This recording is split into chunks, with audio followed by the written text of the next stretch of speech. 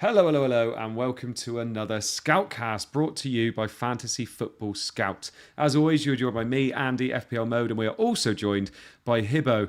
Hibbo, you've had, about 10 days now to relish and to shower in the bathing of points that you had the last time we were streaming. How's it going? Have you enjoyed the little break that we've had? Yeah, I've enjoyed the international break. It's been relaxing, almost too relaxing. And now we're trying to get the head back on the FPL and thinking about our teams before game week 4. But no, game week 3 for me, it's a bit of a distant memory. So back to basics now as we kind of move forward and see what my transfers are this week and kind of my plan in terms of wildcard and stuff like that. Oh, you're such a professional. You're like, no, we're not thinking about those loads of points I got last week. Let's move on to next week. Exactly. Yeah, That's we gone roll. now. We roll. We roll. And obviously the kind of anti you. We're talking to Nacho tonight as well, who didn't get quite so many points last week, but definitely got more than me. Nacho, hope you've enjoyed your break, my man. Good to have you back on. Yeah, no, pleasure as always, mate. Yeah, I haven't got the luxury of Hibbo of like looking at my team with hundreds of points, but I feel quite like excited about this one to talk through the teams because I feel like we're getting the excitement back a little bit now after this, to be fair, dreary international break. Let's be real. Yeah. It's funny though, and actually this is the first international break we've had, and Hibbo alluded to it a little bit there, is that actually the break is sometimes really nice because, especially when you're really into your fantasy football, you're on it so much and trying to get all the information. And don't get me wrong, during the international break, there's a few injuries. Like, for instance, Ake looks like he's gone off tonight. So you've got to kind of keep in touch with that. But Nacho, in some ways, it's quite nice to have a bit of a rest and then really get back into it again, isn't it? Yeah, oh yeah, 100%. Like years gone by, when the international breaks come along, it has been a blessing in disguise, to be honest with you. You switch off. But I feel like this year, just 3 games just felt a little bit too early. I want maybe 5 or 6. Yeah. Then I feel like I've deserved a break. But for me, I don't feel I've deserved the break right now. And there are people out there that are obviously wildcarding at the moment, Hibbo, and that can be something where you wildcard during an international break, people think, yes, this is definitely the time to do it. Price changes, all that kind of stuff. But sometimes it can be a little bit of a not so much of a blessing because you've got to kind of be on it and tinkering all the time during the international break, which sometimes people struggle with a bit, I guess. Yeah, and I suppose with the international break, we have people or players that are like long haul players. You know, they're maybe playing internationals in South America or Asia or Africa. And, you know, you're thinking about maybe bringing them into your team, but also thinking about, are they going to be back in time? I know it's topical with João Pedro at the minute. Yeah, big time. Brighton players, I think, in general, like, you know, Matoma's one as well, where he's played a couple of games and he's got a long haul flight. So yeah, and Pedro, we didn't even know he was going to get called up. He got called up quite late, didn't he? And obviously then going to Brazil. I don't think he played any minutes for Brazil, and I don't know whether they've got another game, haven't they? Is it tomorrow? They've got another game tonight. Yeah, tonight. So that'll be interesting. We'll talk about that a little bit later as well when we look at wildcards. Now, we do have quite a packed show tonight, so I'm quite interested to see how we get on. So we've got points. We're going to be looking at points. We're definitely going to just zoom through the second lot of points there. We're going to be looking at the assist tables. We're going to be looking at the XGI tables as well to see who's topping those. I'm not going to lie, we're basically going to start calling them the Semenyo tables because he is just so featured on all of them at the moment. We're going to be looking at the fixtures and in particular a bit of a fixture swing for some teams that are coming up soon. Going to be looking at a little bit of Trent versus Robbo because I've seen in the community that a few people are struggling as to who to pick out of those two. Do they save the extra million on Robbo or do they just buy the premium asset in Trent? We're going to be looking at our bus teams and the moves that we're thinking about making. Going to be looking at the community team as well, and then we're going to have a Q&A right at the end. So let's start with my points, the weakest of the lot this week, or last week, I should say. Only 73 points for me, and a red arrow down to 922k from about 700k. I'm still quite happy with my start. Top million after 3 weeks, I will take. But I had Henderson in goal with 4, got me a few save points there, which is quite nice. Robinson got another assist. He's been a great little loan to start the season. Trent with 6. I feel like I've missed some mega hauls from Trent. I feel like there's one coming soon. Gavardio with 2. Smith Rowe with 2. Gibbs White with 1. Jota with 3. Saka with 6, who got an assist. I really thought about moving Saka to Parma this week, which I'm actually quite happy I didn't do. So, because it looks like I might not even get Parma now. Muniz with 2, Isak with 9. Saw loads of people slagging Isak off, and then he got a goal and 3 bonus. So that ended up not being too bad. And then Harland captain with 34, another hat-trick, back-to-back hat-tricks. If I would have done the Saka to Palmer move, I would have captained Palmer and I would have ended up on about 60 points. So I know. So in a lot of ways, doing nothing actually was the way to go. So I'm quite happy with that. I did no moves, saved my free transfer. I've got 2 free transfers looking for next week. 73 points, which actually 73 points was looking quite good before the Liverpool game. But then obviously Salah got his hat-trick and that's what got me the red arrow. So yeah, is what it is. 73 points, but like I said, top million after 3 game weeks. I'll take that. Haven't used my triple captainship or anything like that. So yeah, it is what it is. Moving straight on to Callum, because there's nobody else to it. No, go on. I better look at Hibbo's. Hibbo, you said you were tired of talking about your points from last week, but do it one last time for us because this is gorgeous. Yeah, so 110 points overall, and I think it was a game week rank of 1,486, so big hitting. I had Henderson in goal, Robinson, Trent and Konsa at the back. Midfield was Salah, Brian Bumo, Smith Rowe and Eze. So like Smith Rowe's really not pulling his weight in midfield. We have to see what we're going to do with him. And then up front, João Pedro, Haaland and Isak. I think people were a bit hasty on Isak, if I'm being totally honest. And I read loads of things in kind of FPL community on Twitter where people were saying he hasn't really performed. But I think if we look at that first game where like Newcastle lost a man with a red card, he's been good since then. You know, so they played 10 men for like the majority there, like 60 minutes of that game. So I don't think we can say he's had a bad start. He's had a good international break. I know from playing so rare rivals, we've seen he's been in amongst the goals for Sweden. So no, I think the Wolves fixture is great for him. But no, 110 points, sitting around 22k, it's very early days. Yeah. You know, like we talk about ranks being bunched and stuff like that, and they are still very bunched. So like I think it's important not to get too carried away. You know. Yeah. I mean, we were bunched, and then you got 40 points more than me last week, so we're not quite so bunched anymore. But 22k after 3 weeks, like this is the start that a lot of people go, I just want a really good start. If I can have a really good start, and I'm already thinking that you're going to win FPL this year, Hibbo. So we're really looking forward to having you on the Scoutcast, because when your rank on the screen is going to be like 1, 2, or 3. Oh, the viewers will come flooding in. Can't wait. And Callum, sorry, mate, because this feels like after the Lord Mayor's show. I have to keep coming to you after going to Hibbo's points.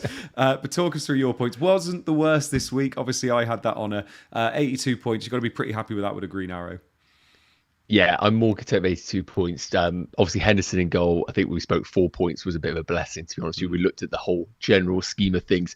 Saliba, Robertson, Trent, ticking over. Obviously, with Saliba's situation, that could have been on another day a clean sheet with that red card for Declan Rice. So can't have any complaints with that situation.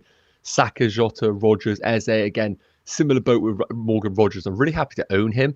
He looks great, keeps the value in the team. But again, is he worth selling? We need to obviously discuss that maybe later on in the pod. But right now, I still think he's good value at 5 million. And then up front, Muniz, Isak, and Haaland, obviously, with the captaincy. Few problems on the bench. Obviously, Smith Rowe, perfectly fine, but Hall and Barco, bit thin on the bench right now. And yeah, just above 1 million overall rank. And to be honest with you, I kind of like these sort of starts. I'm going to use an excuse here on why I'm 1 million, but I like the idea here how I might get like 10 really small green arrows. And for me, that's like a little psychological win that will keep me ticking over, definitely. No, I like it. And actually, I remember now that before the game week started, it was all about, do you play Rodgers or Smith Rowe?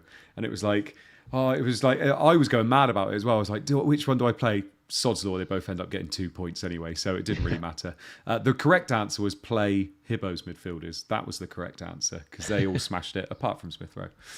Right, let's have a little bit of a look at the XA leaders at the moment. And we've got a new boy on the top, which is Cole Palmer, and he is comfortably in the lead for actual assists as well with 4. So his XA, sorry, the tables say XG assisted, which is throwing me off. His XA is comfortably in the lead with 2.14 after the first 3 games. Then it's Semenyo, Salah, McNeil, Bernardo Silva, Kevin De Bruyne, who is kind of flirting with the points at the moment, but not exactly returning for his managers. Marcus Rashford, Trent Alexander-Arnold, Diaz, Mbumo, Jack Harrison for Everton, Bruno Fernandes, Minter, Murphy, and Dango Utara from Bournemouth. Really interesting that Cole Palmer's obviously now kind of quite clear at the top of this table here. Nacho, we've spoken about Kyle Palmer so many times already, so we're not going to go into it in too much detail. The fixtures are quite nice. Is it what we've been saying? It's kind of Palmer or nothing. But, we've got Saka, we've got Salah, we've got all these other players we want to own. Do you see Palmer coming into more teams soon, or do you see him kind of going out of teams so people can get Salah in? Yeah, I think probably if you're on a wild card right now, I think having Palmer is way more accessible. I think with your free transfers, if you're going down that route, I just don't really think Cole Palmer is a desperate buy for a lot of teams. I think we spoke about it. He is the one to go for in that Chelsea attack. His minutes will be good. He hasn't been selected for the opening games in the Conference League, so he basically is just getting a pass in that part of the competition. He'll just be playing all the Premier League games, which is great. But right now, I think there are enough good fixture swings out there from teams that we can trust, like a Saka, where I don't think it's a priority transfer for a lot of managers, but I do think you can squeeze him into a wildcard team, which of course we'll have a look at later on in this stream. Yeah, no, definitely. And Hibbo, De Bruyne, obviously he's been an asset that we've been able to use in FPL for years. He had that game where he scored 4 goals, and we know somebody triple captained him. But he does seem to be kind of just flirting with the points at the moment. And those owners that kind of went for him, especially I saw quite a few people went for him last week, I think can kind of deem themselves unlucky. I can't remember who they played now, but they made an unbelievable save against him, didn't they? And he hit the post, I think, once as well. Is he somebody that we could be looking to get into our teams? I mean, Foden's kind of non-existent at the moment. Is he being overlooked massively? Because he's doing well in the old XA tables. He probably is being overlooked slightly. I think if we look at him here, he's played 3 full games, which is probably not very like De Bruyne. I think if we look at this data, it's fairly good. 11 key passes, 1.14 XA, which is up there with some of the best people on the table. He's 33. If you're going to give a negative towards it, they're going to be approaching Champions League soon. We haven't seen anything of Foden. I don't think that's going to stay the same way forever. We haven't really seen much of Gundogan. So when these players start to come back on the side, I'd be interested to see how it's going to impact KDB. Now, if I was thinking off the top of my head, he's priced at, say, 9.6 million. So that puts him right in the ballpark of Saka, Palmer. He's then in that equation. And if you're going to try and compare him like for like with those assets, I would rather have an extra 0.4 and say buy Saka. But probably the argument is you could maybe go for Son and better games and stuff like that. But don't get me wrong, I think there'll probably come a time where I'll consider him if the fixtures are very, very good. But the budget being what it is and it's kind of squeezed, I would probably personally be looking towards the kind of bigger hitting assets like Saka, Palmer. That's fair enough. And I mean, on the completely different scale here, Nacho, Dwight McNeil is 4th on this list. 13 key passes so far this season, more than any other player on this list. 13 key passes, 1.56 XA so far this season. I mean, if Everton go on that good run, and I know you've put a little Everton player in one of your Game Week 6 wildcard drafts, surely we've got to start thinking about him a little bit when Everton go on a good run. Yeah, I think the big part of that point is when Everton go on a good run. Yeah. That's the problem. I think with the manager they have, of course, in Dyche, we always think there is going to be a time where they're just going to be really hard to beat and they're just going to accumulate a couple of big chances and they'll score and scrape through. And again, on another day, they win 2-0 against Bournemouth and that freak result doesn't happen. And then maybe we start to pay attention to Everton players. I'm looking at the fixtures, Villa away, Leicester away. Just doesn't really feel like the right entry point right now. But Game Week 6, as we mentioned, with wildcarders, Palace, Newcastle, Ipswich, Fulham, Southampton, I think we let it breathe a little bit. Let the next 2 game weeks happen, see what reaction we get from Everton. But hey, if you're crazy enough to go to Dwight McNeil, I don't mind it at 5.4 million if you want to choose him. But let's be real, he's competing with Semenyo, Smith Rowe, Morgan Rogers. It's tough to put a McNeil in the team. It is. I do like the idea of Dwight McNeil being like a fine wine though, and you're just let it breathe, for a minute, and then sip it down later. That's what you need to do with a Dwight McNeil. I like that. Another player on here I was going to ask you about, Hibbo, was Luis Diaz, because I'm seeing him starting to creep into a few teams because obviously Liverpool have been in great form. He did very, very well against Man United as well. He's not looking too bad on these stats at the moment. He's collected over 1 XA so far this season, 7 key passes. He's scoring a few goals as well. Do you think that he is in trouble a little bit with rotation, with Gakpo, with Darwin, those players kind of being there? Obviously, Darwin can't play for Uruguay at the moment because he's suspended. Surely Diaz, if there's anybody in that front three, it's going to be him that's starting to get rotated. Would you be going for someone like him if you were wildcarding, or if you were looking to get a kind of mid-price midfielder in? Well, I think firstly the numbers are great. Like he said, like 4 goal contributions, I think, over the first 3 games. And in terms of the XGA, he sits second, which is very impressive when we think about all the players in the league and the kind of heavy hitters like Salah and Palmer and Harland. But I would have a wee bit of concern about the minutes. You know, Arne Slot's kind of shown a tendency now for bringing him off around the mid-70s. And that's fine if you've scored 2, or fine, you know, if you've got some kind of attacking returns on the board. Not so much when you've blanked, you know, and like he's running hot at the minute, and he won't always run hot. Now, I do like him. I think there is an argument that if you were looking for somebody in around that kind of mid-price midfielder, that you would include Diaz. You know, I think if we were talking about like the best Liverpool trio that you could put together, I would say, like, we'll talk more about Trent and Robertson later, but I would say definitely Salah, definitely Luis Diaz, and personally I'd probably pick Trent, you know. But no, there is concern about the minutes, to answer your question, and I think there will be a time where he drops out of a starting lineup because, you know, Gakpo and Nunes, they're just not going to keep being 20, 30-minute cameo subs. They'll eventually start, you know. Very, very interesting there that you didn't mention Jota. And I mean, Nacho, we're looking at Diaz and thinking Jota was the one. I started with Jota. I think a few people did. Obviously, he got a goal, could have got 2 goals in that first game. Is it now that it's kind of Salah and Diaz, or it's just Salah? And Jota seems to be... Are we kind of reaching that point where it's like he's going to get injured soon? So the closer you get, like, are we kind of thinking we don't go for him now, or is he still an option?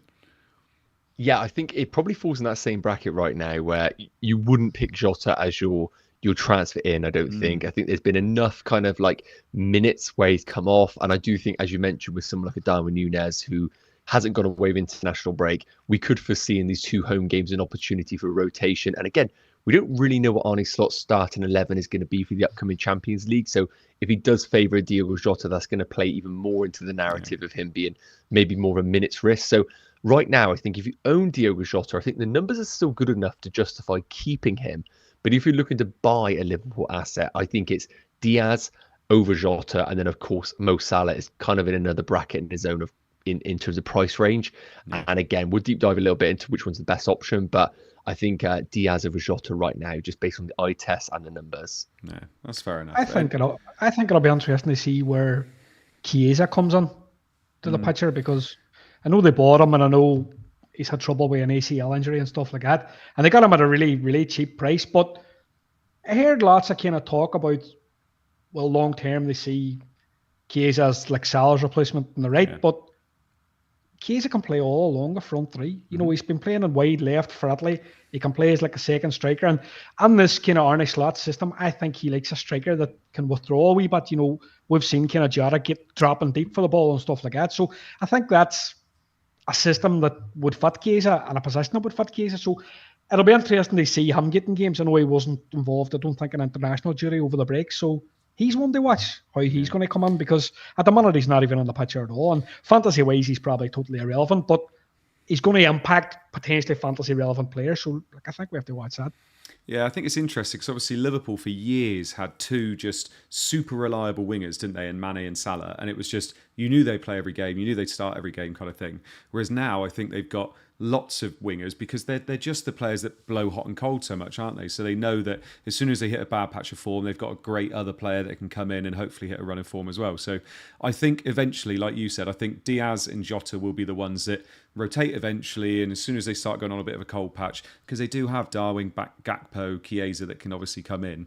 But I think I agree with both of you two that Diaz is the way I would go instead of Jota at the moment. Jota just feels a little bit riskier than Diaz, but I do wonder whether Diaz is going to have some minutes managed, especially this week, considering, Darwin's kind of there. Gakpo's obviously gone away, but I do wonder a little bit whether Diaz is going to struggle. But when we're looking at the expected goals table, so this is the XGI table, so this is goals and assists put together. Semenyo is top, this is his table. Diaz is then second, though. His numbers, like Hibbo said earlier, are absolutely fantastic. Cole Palmer's third, Salah's fourth, Harland fifth, and that is pretty much just all XG.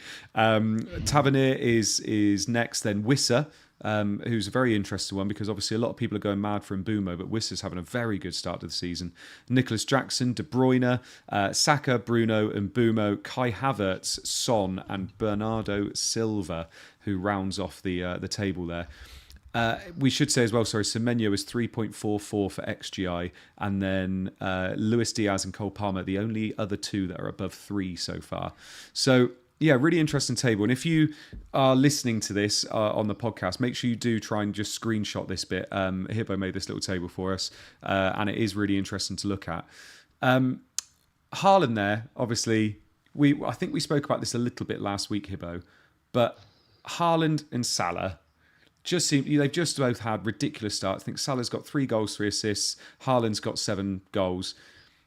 Is it as easy to say that the correct tactic to start this season was having Salah and Haaland, and if you don't have both, all you should be doing right now is trying to get both in your team?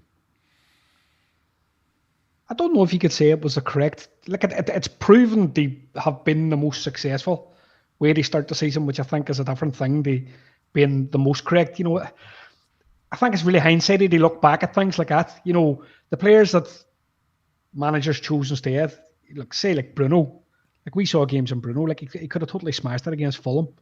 Things like that, where like a player could have had a really big haul and they didn't have a really big haul. But there's a certain amount of unluckiness in that, But I think Wildcard 4, managers in Wildcard 4, and we spoke about this in the Wildcard specific episode that we did over the international break. But I think they'll be kind of clamouring now to jump on both. And I do think that in maybe a couple of weeks' time, the narrative might change around them. Like both players have been obviously run really hot. 41 points for both. It's like huge overperformance. Like it's ridiculous overperformance. And like that's not going to continue. Like these players aren't going to have like 500-point seasons. It will be totally ridiculous. So I think at some point we'll see the narrative change a wee bit. And I think it could come as early as game week 6. So like managers that jump on now, are they planning to pivot the Saka? It'll be interesting to see. It will be interesting to see, because I was going to ask you, Nacho, my follow-up question to that one was going to be, if they both stay fit all year, do we just have Salah and Haaland in our team for the entire season and just think about the rest of our team? So you're going to captain Salah or Haaland and then just fit the rest of your team around those two? I mean, it probably would be a case where if you've done a bust team, left it for the whole season, you're going to do well. Let's be real. If no injuries crop up, you are going to do well. But we're human end of the day. We are human. And I think what will happen inevitably is we'll get tempted by some fixture swings or some value players out there and we'll move away. But end of the day, let's be real. It actually looks like it, doesn't it? A no-brainer. Game week 1, we all should have just gone for Salah, Harland, 2 best players in the game, and just known that there is going to be value out there. But hindsight is a beautiful thing. Yeah, exactly. I definitely am one of those that didn't go for both. But end of the day, I think going into game week 4, if you have a viable route to Mo Salah which doesn't incur a points hit, I think that is a logical move first and foremost. And then when we start looking at the -4s and potentially the -8s, then I think it actually muddies the water a little bit. And I think managers kind of think it's Mo Salah, we have to take a -4, -8 to get there. I think sometimes people jump the gun a little bit, and there is actually more value in the game than just going straight to the premium when you are taking a points hit, for sure. Because I'm one of those managers that is in that position right now. Yeah, I mean, Hibbo, Nacho's just said it there. There is other value in the game, and two of probably the best value in the game at the moment are 2 Brentford attackers, Wissa and Mbumo. Both started the season incredibly. Wissa's got 2.53 XGI in the first 3 games, Mbumo 1.94. They both had 3 scoring contributions. They're both smashing it. I mean, do you think moving forward, how early would you be investing in them? Because I think there is a case at some point to have potentially both of them in your team. I think it's more a conversation for people on the Wildcard 6. because I jumped on Bumo last week. Woo, 17 points. I jumped on him last week. I didn't even. Oh, yeah, carry on. Which was a great fixture. But like he's got Man City away, Spurs away. We'll talk about this when we come to bus teams. I'm thinking actually about selling Bumo this week. I don't know, that sounds totally stupid, like I bought him last week. But I've got my points and I'm looking at those fixtures now and I'm thinking, tough. I definitely wouldn't jump on him now. I wouldn't jump on him before those two games. I definitely wouldn't jump on the double up now, but I think the fixtures get very good from game week 6 onwards. Yeah. And I think when we're looking at the picture at Brentford, Tony's gone. The replacement that they brought on, I think Thiago or something he's called, he's not in the picture at all. So these boys are going to start, and they look like they represent very good value. So I'm not against the double up at all, but in a couple of weeks' time, I think it'll be something that we talk about when we're getting fairly heavy on Wildcard 6, but not now. But I think on this table, the data looks very good so far. Yeah. Nacho, this is like us being two poor guys talking to a rich guy, isn't it? He's sat there like, well, I've got all this money and I'm thinking I could just sell one of my assets if I want to. And we're here like scrambling about in the dark. Speaking of scrambling about in the dark, Nicholas Jackson having a cracking start to the season, Nacho. Obviously, we spoke about him a little bit saying it's probably not going to last very long. Osimhen was obviously kind of being touted for quite a while, wasn't he? And obviously that didn't happen. Nicholas Jackson, I don't see a world in which he doesn't really start most of your games moving forward because you don't really have another striker like him, do you? So when you're looking at this and the fixtures that are coming up and the fact he's put up 2.21 XGI for the first 3 games, he's scoring goals. I mean, I think you could do a lot worse, couldn't you? Yeah, I do actually hate it. I mentioned earlier about is Cole Palmer or nobody for this Chelsea team, but right now in the Maresca, again, it is so early doors and we've bought so many players since pre-season like João Felix and Sancho, and Sancho actually done a bit of a false 9 job at times at Man United, so we don't really know the purpose of him in this Chelsea team.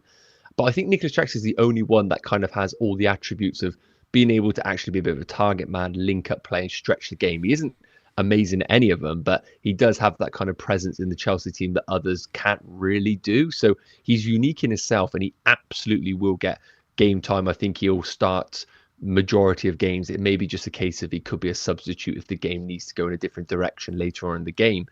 And again, I'm seeing a lot of managers coming off Alexander Isak all the way down to a João Pedro, but sometimes managers are going all the way down to João Pedro and actually then keeping a bit too much cash in the bank. And I actually think if you can come down to a Nicholas Jackson, then still have the cash if you're looking for that move of Saka to Salah, it isn't actually a terrible pick at all. And his numbers have been great. It's just always he flatters the deceive in front of goal, which I think always kind of paints a bad picture about him. But if he keeps putting up these numbers, I think he's going to keep getting consistent returns in this Chelsea team, which I do think inevitably will create chances for him.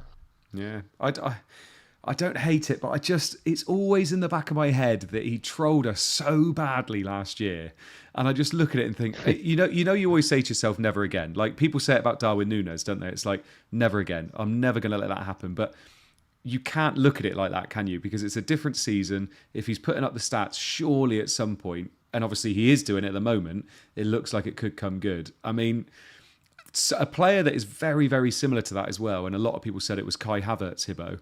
And Kai Havertz has started the season really well. We were worried about Jesus coming back in, but it looks like Havertz is going to be that main man up top for Arsenal, and he's getting the returns. He's had 3 goal contributions already this season, put up 1.88 so far to start the season. When we roll round to game week 6, when Arsenal's fixtures take a really lovely turn for 3 weeks, do you think there's a chance that you would have Havertz in your team, even if you weren't on Wildcard? Possibly. I know we're going to look at, say, Wildcard 4, or Callum's going to present maybe Wildcard 4 feed Wildcard 6. And I just had a quick look at a Wildcard draft earlier and just playing about. And it did include Havertz. But I think short term at Arsenal, there's a few issues, obviously, because when we're looking at the Spurs game, I think Rice is suspended. Yep. And Odegaard was seen going onto the airplane or the plane back to England on crutches. Yeah. So he came off injured. Apparently, it looked fairly significant. He's been spotted in crutches. So, we could maybe assume that Havertz is going to drop on the midfield. I think is a possibility, and maybe Jesus or somebody will play up front in the short term. So, I think we have to weigh that up and see what kind of news we find out in Odegaard kind of going forward. Because if he drops back a wee bit, slightly less appealing, if he's still playing the striker, I think very appealing. And also kind of differential. I'm not seeing much Havertz about. No, not at all. I do think that's very interesting what you said, though, about obviously Rice being suspended and Odegaard if he's injured. I think that really hurts this Arsenal team. There are two players there that I don't think they really have replacements for. So it's going to be interesting to see how they do. But even then, like we've just said, I wouldn't be investing in Arsenal yet. It's kind of game week 6 onwards you really want to be. But and so, but like you said, I haven't seen Havertz in an awful lot of teams. But those people that picked him at the beginning of the season, they've done very well from it. When we look at the fixtures here, so I've got the fixtures just to bring up. Arsenal are, where are they? About mid-table at the moment, but they've got Spurs and Man City in the next 2, but then their 3 after that are very, very nice. This is the next 5 game weeks, so game week 4, 5, 6, 7 and 8. Ipswich are top, then Villa. Villa, obviously, are we going to be jumping on Watkins, a player like that? We got Everton, Liverpool, Crystal Palace. Liverpool being 4th with their form at the moment, I think is quite scary if you don't own a lot of their players. Crystal Palace, West Ham, Southampton, Man United, although you won't go near Man United at the moment, I would have thought. Chelsea, Leicester, right at the bottom. Wolves, Brentford, we've just mentioned, and Boomer, we've mentioned Wissa there, but their next 2 fixtures aren't really very kind. Bournemouth and Man City near the bottom there as well. Nacho, we're looking at this table here. Obviously, Liverpool in 4th. They do seem like the team that we need to be investing in. But are there any other players there that are in the kind of top 5 or 6 for difficulty that you think could be shrewd purchases on your wildcard or just as a transfer this week? Yeah, I think naturally we are going to be drawn into Brighton assets going into the next few weeks. Now, firstly, just like an overview point, I think coming into this part of the season now, it's really important that if you're not wildcarding in game week 4, you get a little bit of an understanding on when maybe you are looking to wildcard, because it's really important to look at the fixture horizon. So if you're pretty much locked in a game week 6 wildcard, then really you're only looking at these next 2 game weeks. And for that, we're looking at Brighton, we're looking at Aston Villa naturally. I don't think there's much that I would look at in terms of Southampton. And the other thing that you need to take into consideration, of course, is the return of the Champions League. So Champions League will be coming in between game weeks 4 and 5, whereas Europa League will be coming in between game weeks 5 and 6. So again, people like Aston Villa, we're speaking about players like Ollie Watkins, Morgan Rogers. Maybe this is the time to go in on them. But then again, could we see rotation for those sort of players where Unai Emery is going to naturally play his best 11? So even though the fixture ticket looks good, there are teams to target. I actually think we're coming into a really tricky time right now where players who we felt were locked in, like a Morgan Rogers, could potentially be a bit of a problem with these upcoming midweek fixtures. And maybe looking to invest in the teams that don't have any European considerations might not be the play, but maybe a safer bet for some managers. I'm looking at Liverpool right now, AC Milan away, in between game weeks 4 and 5, with all the attacking talent they have. Nottingham Forest as well, not the worst team defensively. That could be a bit of a banana skin for managers who are investing in game week 4. Yeah, and you mentioned a massive thing earlier as well, saying that Cole Palmer obviously isn't going to be playing in Europe in midweek. So if you invest in a Cole Palmer who's got Bournemouth away, West Ham away, Brighton at home, Forest at home, all the way up to game week 7, you know he's going to be playing those games in the Premier League because he's not playing in Europe pretty much. So someone like that could be a better purchase than, say, a Saka at the moment, potentially. Hibbo, I was just looking here. Brighton have probably 2 of the best fixtures in the next 2. So in 4 and 5, they've got Ipswich at home, Forest at home. Now, if you are on wildcard 6, or if you wanted not wildcard game week 4, if you wanted to wildcard game week 6, I heard about 2 weeks ago the idea that you could be going for Danny Welbeck instead of Pedro. And I was thinking, what, really? Like, Pedro's on penalties, Welbeck's always just going to be a flash in the pan. But if you're only looking at 2 weeks and you're thinking Pedro might get his minutes managed because he's been away with Brazil, is there a world where you could pick Welbeck instead of Pedro if you were only thinking about the next 2 weeks? No. Oh, no. I thought I had him there. I was there with my little fishing rod and I thought, here we go. I've got him. No. I think the international break, especially on Twitter, it leads to a certain amount of kind of scaremongering and speculation, and it always comes up about the long haul travel and players like that are going to, say, Brazil or South America and Asia and back, and it's always the managers that don't own the player You know, it's people that started with Adam Armstrong are Yeah. basically trying to scare João Pedro managers who actually have all the points. So no, I wouldn't read too much on that. I think lots of people are probably trying to jump early in João Pedro because they wanted to get on Salah. You know, when prices were kind of changing at the early stage of the international break. So I think if you have him, you're obviously happy and you hold because the fixtures are there. Is there a risk that his minutes are curtailed or that he's a sub? Yes, there's not much you can do about that. But I think if you were going to kind of dive into the other areas of Brighton, I'm kind of particularly interested in like Yankuba Mente Yeah. and I think both of them represent quite good differentials. Now, I think you make a good point about the fixture run because they do have, say, Ipswich, they do have Forest, but then it goes Chelsea away, Spurs home, Newcastle away. That's quite a tough trio of fixtures kind of after the good two. Now, it leaves kind of people in the wildcard four in a position that they shouldn't really be overcommitting in Brighton. Do you know? Whereas I think Callum and yourself have both made a great point. Is the people that are deciding the wildcard six can kind of throw caution to the wind and say, well, no, I am going to overcommit here. I'm going to get myself up to 3, or I'm going to at least get 2 good attacking assets. But it wouldn't be Welbeck for me. It would be, I think Matoma's a beast at the minute, you know, really genuinely. And I started looking at my team recently, and I know we'll talk about it in both teams, but I'm Matoma curious. Matoma curious. My curious. Mark. Yeah. Oh, God. I mean, Nacho, the other question I wanted to ask you about the fixtures before we move off and start having a look at the Game Week 4 wildcard is Liverpool have Nottingham Forest and Bournemouth at home, next 2. And they're obviously in brilliant form at the moment. They're playing really well to start the season, and it all seems to be going well under Slot. Arsenal have Spurs away and Man City away.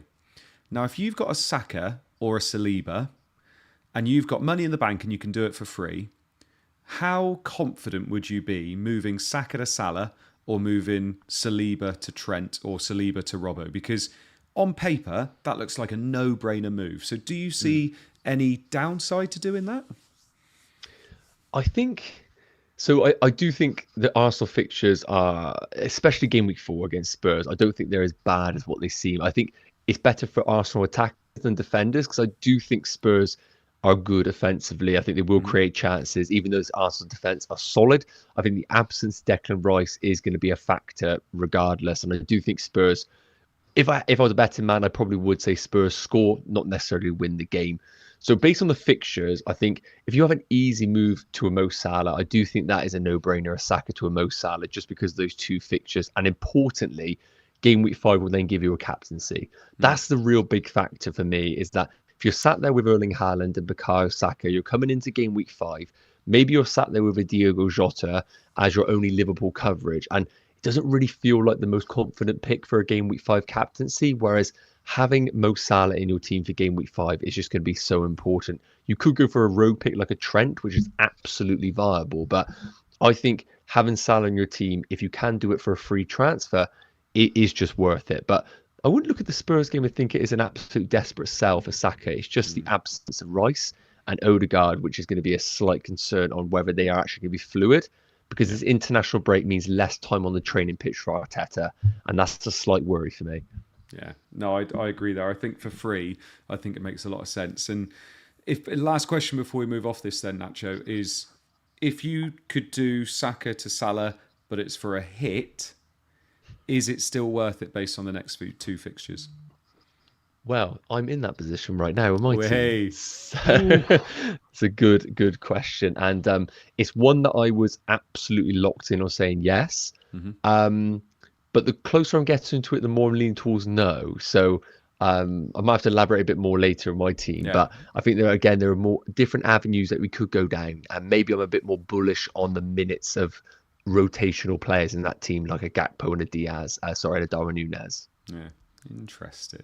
Okay, right, let's move on to some wildcards then. So this is a Game Week 4 wildcard that we actually showed on the last stream. So if you are on wildcard and you want to have a look at some wildcard drafts, you want to really get into the kind of wildcard chat, we did a massive, I think it was about 45 minutes, 50 minutes long, all about wildcards last week. So do have a look at that. But this one is the one that Nacho did for us, which was a Salah and Harland draft. Now, I'm going to run through the players very, very quickly, and then Nacho could just talk to us very briefly. Because, like I said, I don't want to go into it in too much detail because we did it last week.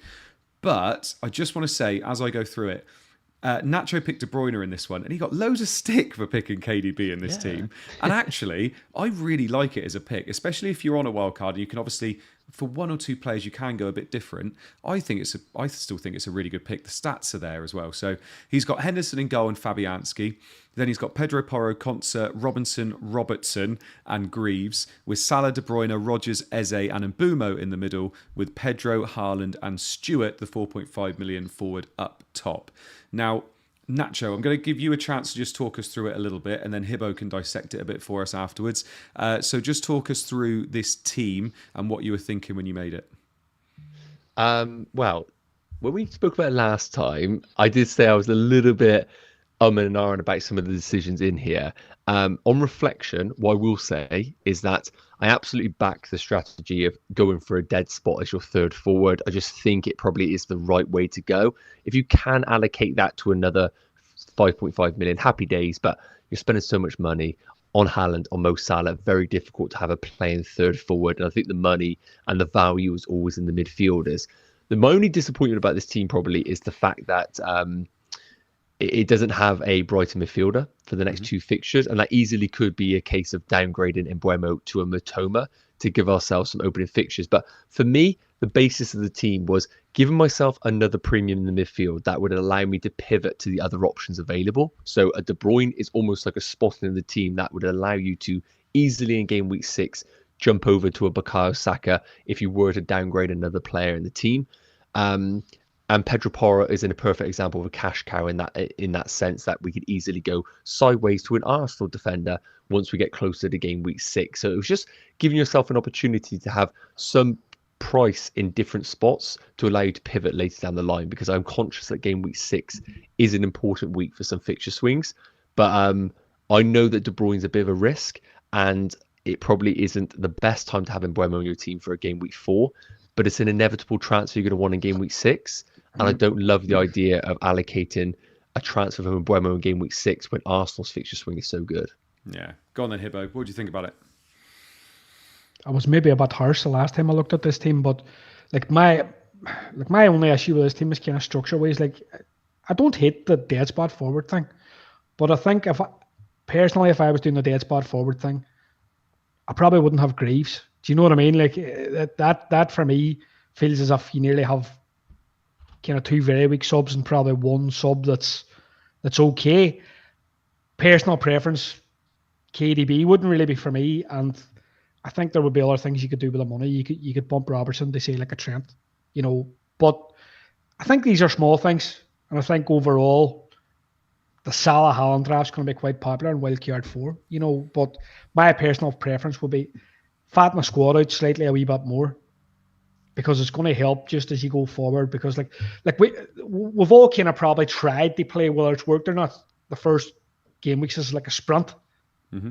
Now we're kind of locking a team in now for a long haul.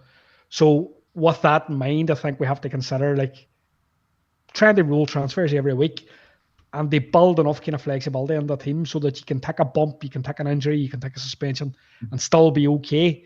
And I'm a wee bit anal about having a decent squad, a really kind of decent squad. But some people prefer to play with a kind of cheaper bench, and that's okay if that's your style. How many Arsenal do you think you'd be able to get by 6 quite easily, Nacho? That's the question actually in this team right now, because it would all depend on how many free transfers you have available to you, because some managers are obviously wildcarding in game week 4 and have also had the luxury of not making transfers. So you might actually arrive in game week 6 with actually more than 2 available. And if that is the case, I think you could easily pivot to a defender and a midfielder.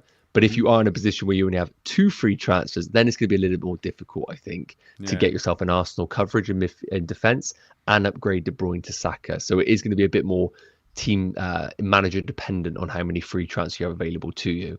Yeah, and I'm just going to bring up the game week 6 wildcard here, because the really important, don't get me wrong, and I mentioned this last week as well, I think knowing when you're going to wildcard is really important this season because of your ability to roll transfers and keep them after the wildcard. But for those people that are kind of still debating, do I wildcard now? Do I wildcard in game week 6? Or how far away from a wildcard team in 6 am I going to be? Because I think that's important to look at as well.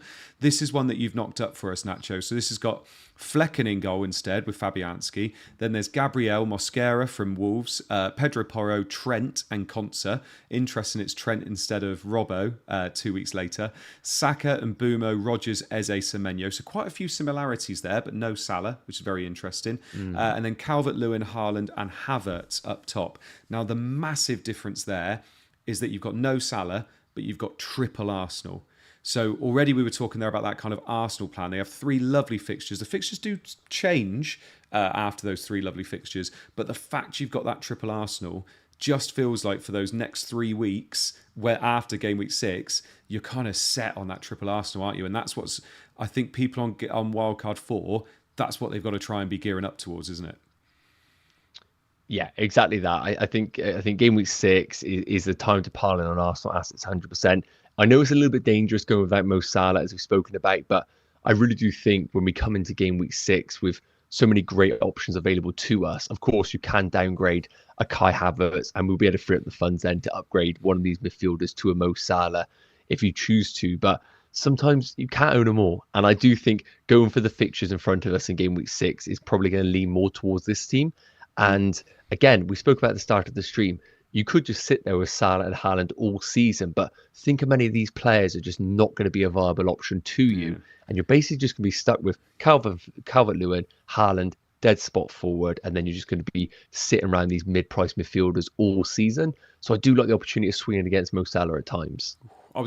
So that's basically the question I was going to ask you now, Hibbo, is how viable do you think it is having Haaland, Saka and Salah in your wildcard team for game week 6, for instance? Because like Nacho just said there, this guy takes a massive chunk out of your budget, and I think I'm wondering how easy it's going to be to do that.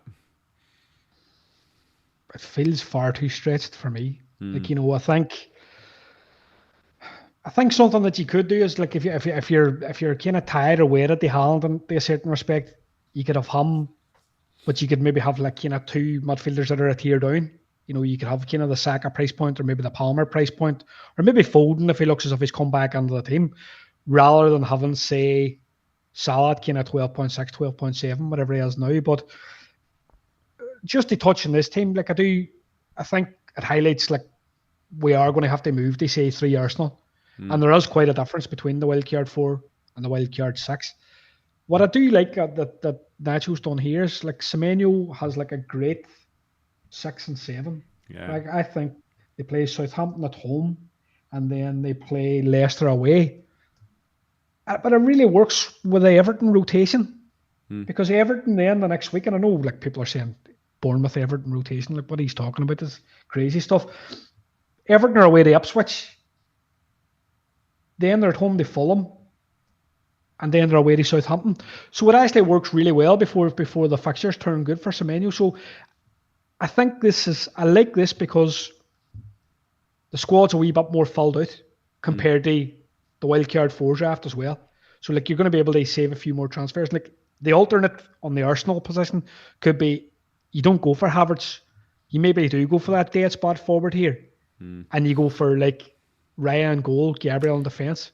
And maybe try and fatten up one of those midfielders, like maybe even Semenyo. You know, that option is there as well, I think. That's literally what I was about to say next. So I was going to say to Nacho, has the emergence of Havertz stopped the love for the double Arsenal defence? Because last season, double Arsenal defence was a cheat code, wasn't it? They were getting clean sheets every week, and everybody was just saying, you've got to have it. You've got to have this double Arsenal defence.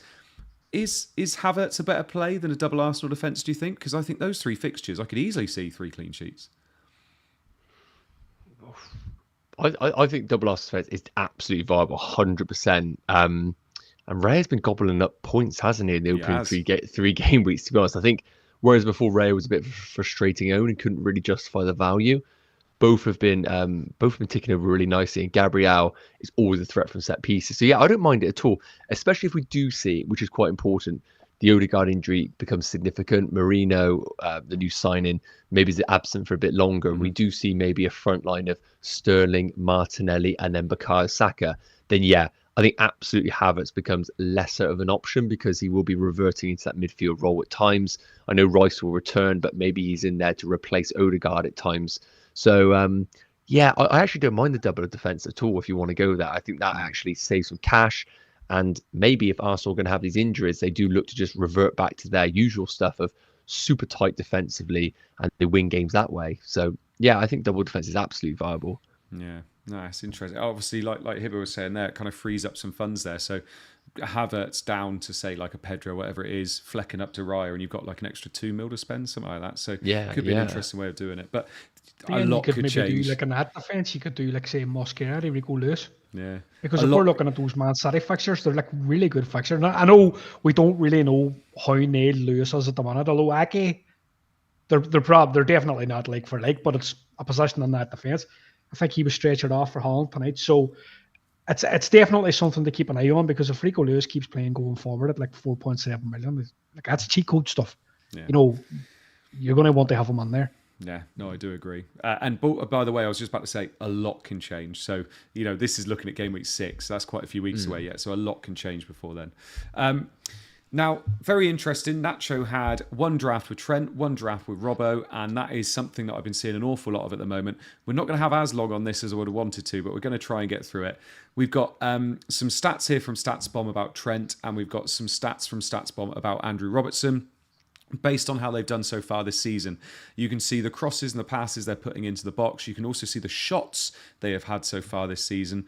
Trent has had 7 shots with an XG of 1.07 so far this season.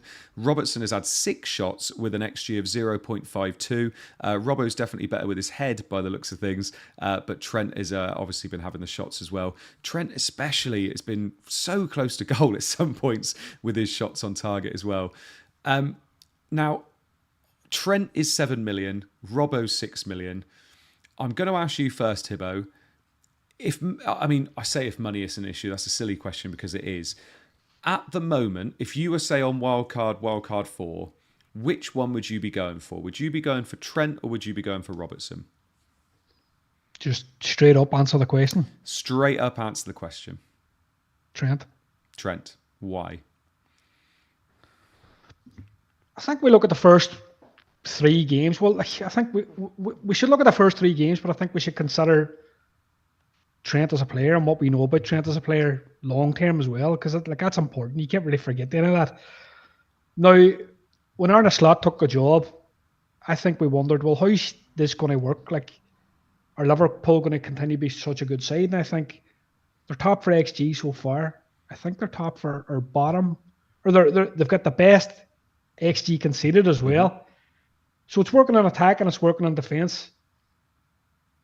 There's not too much difference in these boys statistically. Like let's be honest, and just to kind of clarify, I think what these stats and these visualizations from Statsbomb are telling us is that Trent had 7 passes, but these are the shots that those 7 passes created. Mm-hmm. So these weren't actually his shots personally. These were the shots that the other player took from his key passes. He's had 7. Robertson's has 6. But he's created almost double the XG, and I think what was interesting looking at that, he had 2 passes inside the box. He only had 1 set piece, but he had 2 passes pretty close to the right side of the box as well. So he's getting in really promising positions. I think if we think about his goal threat and stuff that isn't really captured on the stats, his goal against Man United that was chalked off with the offside, that won't be captured in XG. Mm-hmm. But like that was probably like a really high XG chance.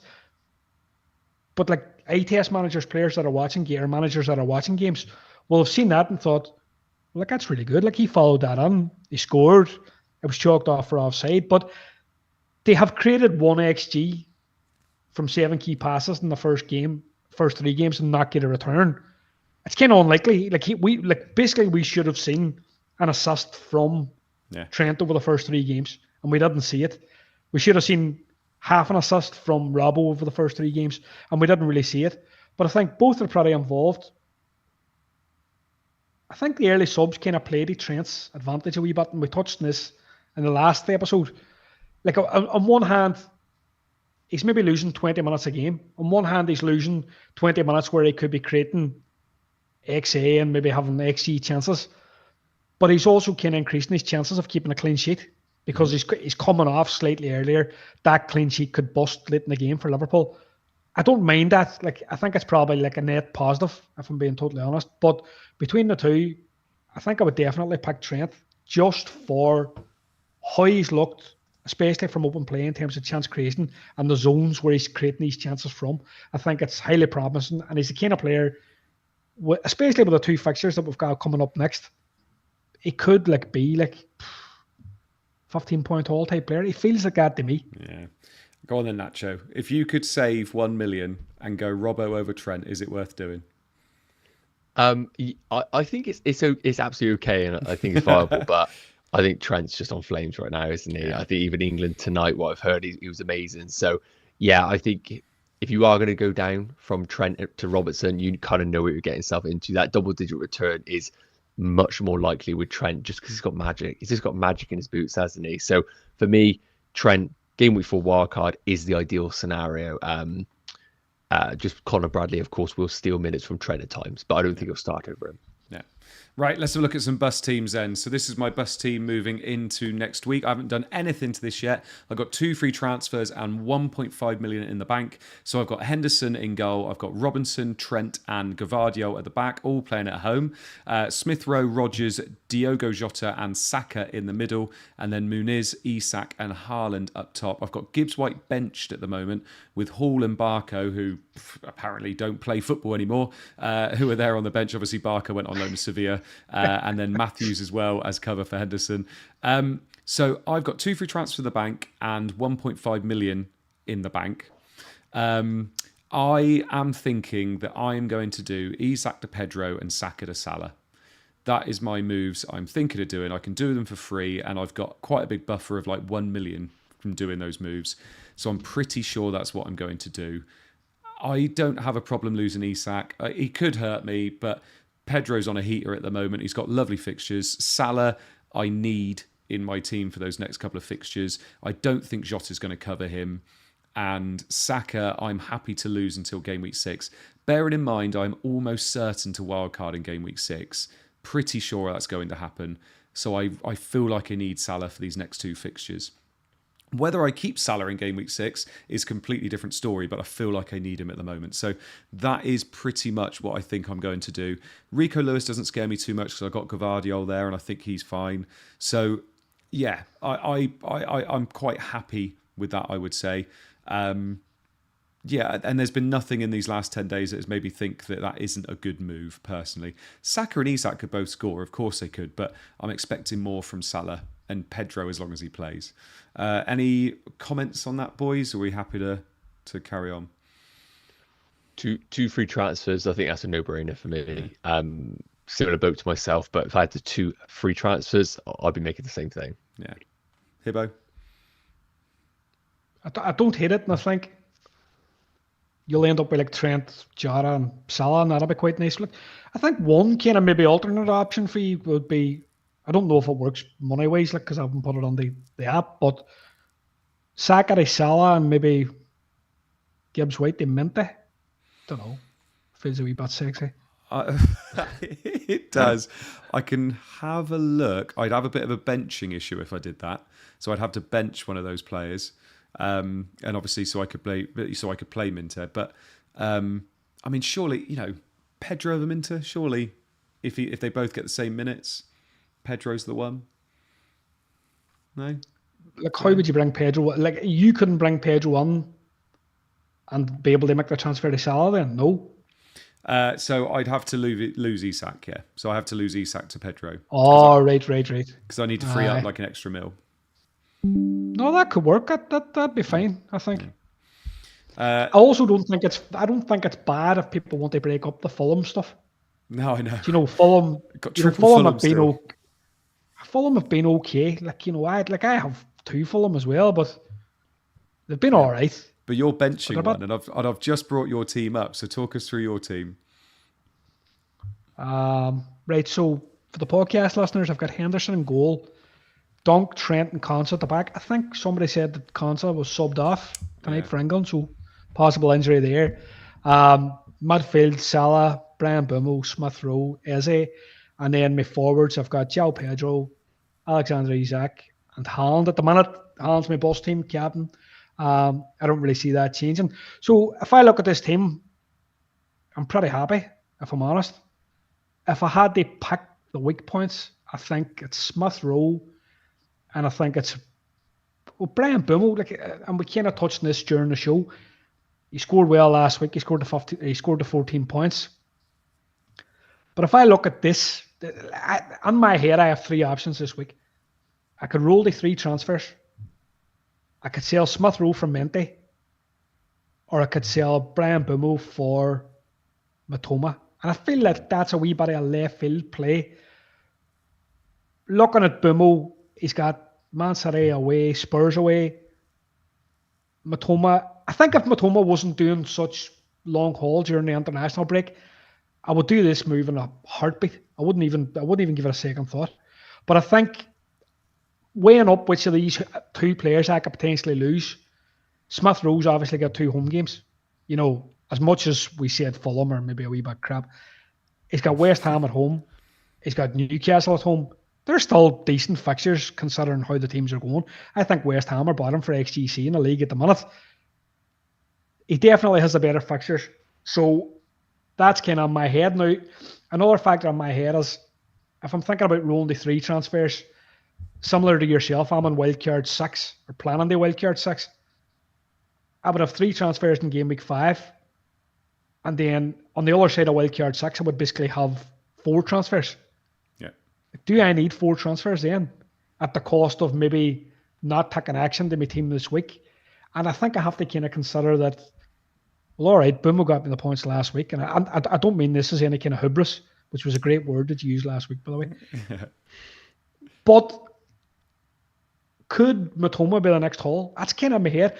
And I don't mind being a wee bit aggressive in this. So that's Matoma for Boomo, Monte for ESR or Roll. So I'll decide in the next 3-4 days. I know what you're going to do. I know exactly what you're going to do. What? You're going to roll because you've never seen 3 free transfers on your screen before. That's exactly what you're going to do. No. No. I like to do some spicy stuff the odd time, and I'm feeling kind of spicy at the minute. And I started looking at the Matoma thing at like my tea break today in work, and I was looking, going, "Geez, that'd be nice." You know, it kind of feels like the whole game. It feels like the 10-pointer plus. And he's also got an NFO the week after, which is like the fixtures would be really good for my team this week and next week, and then it's just wildcard. So I'm just thinking, do I need 4 transfers on the far side of wildcard? Probably not. If you jump on Mbumo and get 17 points and then jump on Matoma the next week, selling Mbumo and get 17 points, you're going to have 100,000 followers before you come on here next week. It's going to be ridiculous. People are going to think you're the Messiah. But you're not a Messiah, you're just a very naughty boy. Right, Nacho, moving on to your team, my man. How's your team looking? Yeah, a lot of pain, to be honest with you. A lot of pain. So, quickly going through it. Henderson in goal. Might actually get a clean sheet this week at home against Leicester, so fingers crossed. Trent and Robinson, perfectly good home games. More than happy with that. Problem with Saliba away against Spurs. Not the end of the world. Obviously, Arsenal defence always back them. Eze, new boy in the team, delighted with the fixture. Rodgers at home against Everton. Fine. Jota at home against Forest, and then Saka away against Spurs, and the front 3 of Muniz, Alexander Isak away against Wolves, and Haaland with the captaincy. Now, for me, we spoke about it earlier, similar boat to you, Andy, where I'm looking to do potentially Saka to Salah and then Isak down to João Pedro. The problem is going to be for a -4 because I only have 1 free transfer and 1 million in the bank. And my concern is that I actually don't really want to part with Alexander Isak. I think the fixture's good away against Wolves. I don't mind game week 5. And I'm slightly concerned about the attacking potential that is in this Brighton team with the new manager in charge who spent a lot of money on players. Evan Ferguson back with the national team. I'm starting to think we could see some minutes in those central attacking areas. And that's why I've got a little bit of doubt about João Pedro coming into this team. And the more I think about it, the more I think, do I just back Bukayo Saka against Spurs and then maybe get rid of my Arsenal defender and go for double Liverpool defence? Because we spoke about how, in terms of possession, out of possession, they've been good. I don't see them conceding huge chances. And against Forest and with their follow-up game, I don't mind it. And I think maybe a Robertson-Trent double-up could actually counter the double up in attackers that managers have, where I think there's more risk of minutes in those fixtures with the Champions League in between game weeks 4 or 5. So I know I inevitably get tempted by the points hit, but I do like Saliba to Robertson as my free transfer. Oh, interesting. I quite like that as well, actually, personally. But I quite like the idea of you not having Salah too. Moving on to the community team. So the community team got 74 points this week and a tiny red arrow down to 1.3 million. So we are beating them at the moment.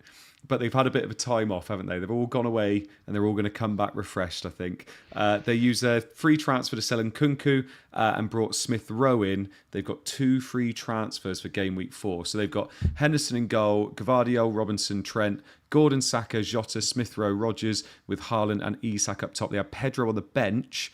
And I think they are thinking of doing Saka to Salah and Isak to Pedro, Saka to Salah, and then something else they were thinking of doing. They're basically trying to copy my team, which is, I think that's what they're trying to do this season. So good luck to you, because I wouldn't be copying my team. Right. Let's do a little bit of a Q&A. We got about 5 minutes to do a bit of a Q&A. So if you've got any questions, chuck us in. I don't know how many people we've got watching because YouTube is useless and doesn't tell me anymore. Nacho might be able to tell us how many people we've had watching tonight. 5:30. Oh, that's not bad at all, considering England's on and it's been the international break. Jack Coombs says, Diaz or Jota in slot system. Diaz looks a different type of player to me. He does indeed. FPL Cats, evening guys. I have 3 free transfers. First of all, FPL Cats, fair play. 0.5 in the bank. I can get Salah and Rodgers in for Saka and Jota, and Robbo in for Gvardiol. Would you make any or all of these moves? Great show as always. Thank you very much, Cats.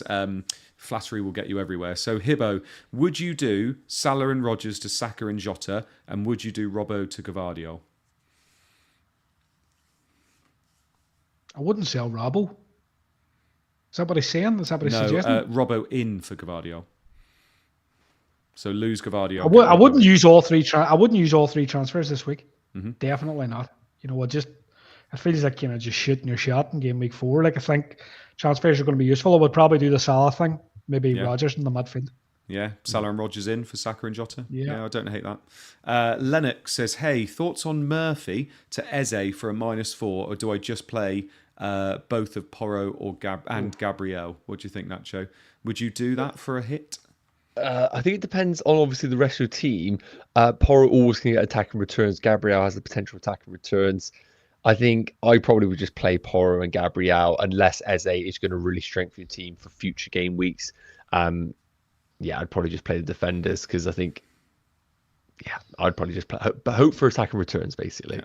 Yeah. FPL Growth says, Hibbo, would you bench Rodgers or Muniz?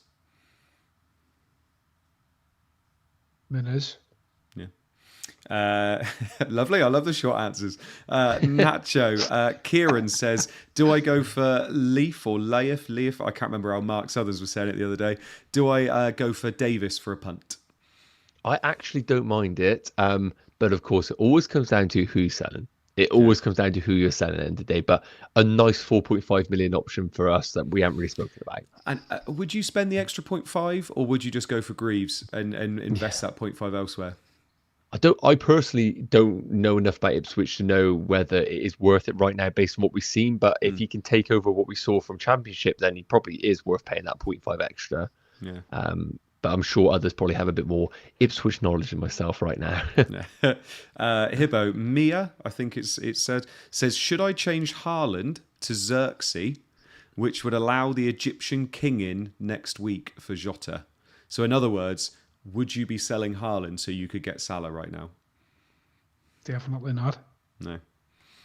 He's the top captain option this week, I think, hands down.